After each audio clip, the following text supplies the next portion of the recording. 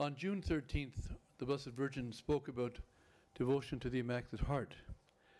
And she said, to whomever embraces this devotion, I promise salvation. The message of Fatima is, first of all, a message directed from the Immaculate Heart of Mary to us, to each one of us, to me, to you personally.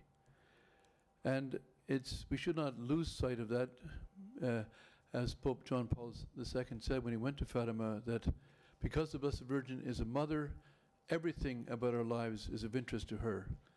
And so certainly war and peace in the nation, peace between nations, peace in your home, and peace in your heart, and above all, your salvation. But every aspect of your life is of interest, of maternal interest to you. But here, and to her especially.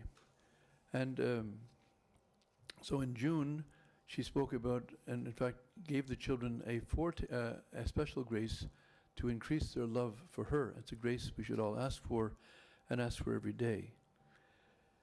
And we must not forget that above all, that the Catholic faith, the Catholic religion, is a religion of divine love and intimacy. He's asking us to enter into a greater love and devotion with His Sacred Heart. And of course, He wants us to share our love and devotion of His own heart for His Mother's Immaculate Heart and our Mother's Immaculate Heart. Our Lady on July 13th said, "If what I say to you is done, if my requests are granted, many souls will be saved." She also said, "I will come to ask for the communion of reparation on the first Saturdays of the month." So Our Lady promised to come back. The same day she announced the miracle, she also announced that she would come back. She would come back to ask for, more specifically, the consecration of Russia. She said she would also come back to ask for the communions of reparation on the first Saturdays. So on December the 10th, 1925, Our Lady fulfilled her promise to come back to Lucy to ask for the communions of reparation on the first Saturday. And here's how it happened. On Thursday evening, December 10th, after supper, Lucy was in her own cell. She was 18 years old. She returned to her cell, and she was visited there by Our Lady and by the child Jesus.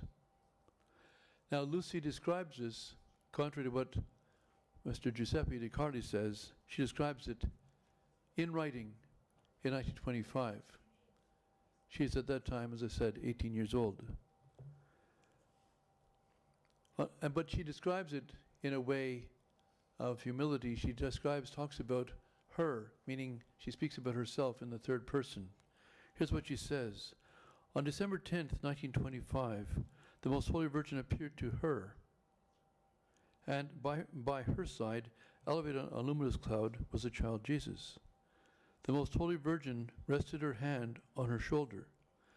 So Our Lady's left hand was on Lucy's right shoulder as she's kneeling before her. She showed her a heart encircled by thorns, which she was holding in her other hand. At the same time, the child spoke. The child said, "Have compassion on the heart of your Most Holy Mother, with which ungrateful men pierce at every moment, and there's no one to make an act of reparation to remove them." Here you see then, first of all, the child Jesus comes with the Blessed Virgin, and he speaks first, and he tells Lucy, "Behold the heart of your mother." Now, of course, the Blessed Virgin is the mother of Jesus, but he's also proclaiming another dogma, which must also be believed literally, that the Blessed Virgin Mary is our mother. She is as much our mother as she's the mother of Jesus. That may seem a little strange. I must say, before I did my licentiate thesis on this, I didn't know that. So it is something, I always thought it's a pious term. It is a pious term to call the Blessed Virgin our mother. But it's not just a pious term, it is literally true. How can that be literally true? Well, the Second Vatican Council tells us in chapter 8 that the Blessed Virgin Mary generates us.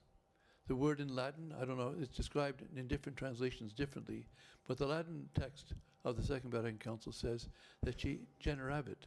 She generates us. So it's an act, a maternal act of generation.